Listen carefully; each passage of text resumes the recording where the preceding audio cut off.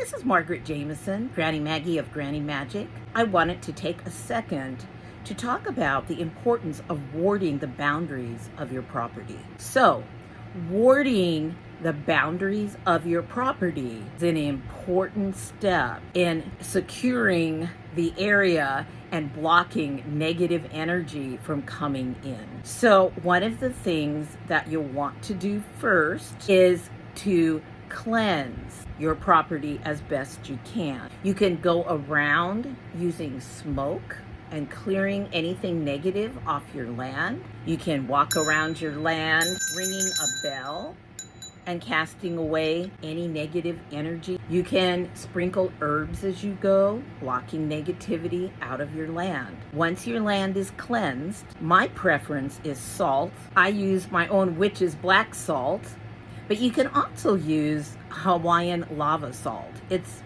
available in culinary sections at a lot of the big grocery stores, and it has a carbon on it that absorbs negative energy. But what you're going to want to do is start in front of your house, claim that space and property as your own, and go around the perimeter of your property, sprinkling a little bit of salt as you go. I tend to do it 3 times. Now you're only doing a little bit of salt, and you're really using your focused energy to put that protective barrier up.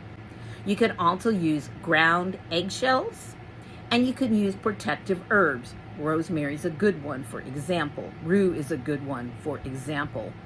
And go around the perimeter of the property. And I tend to go 3 times, sprinkling and just every time strengthening that boundary. This is my space. Nothing gets past this boundary that I don't want here. When you're done with that, really strong final protection is to get some really big iron nails or iron railroad spikes and pound them in the 4 corners of your property. The iron, very strong at repelling negative entities, negative energy. And once you've done that, you've done a really good job of sealing the perimeter of your property. It also helps within the perimeter of that property, around your house or your porch or your front walk, to plant things like rue, to plant things like sage, to plant any kind of protective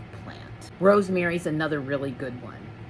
That's a way of owning that space and owning that property. And the affirmations or the chant I'm going to put below the video for you in the caption. By this salt I cleanse and protect. May only good energy be what I detect. With this iron I set my shield, protection strong, my property is sealed. Guardians of light, hear my call, protect the space and ward off any negative energy. This space is safe and sound. Protection here is all around.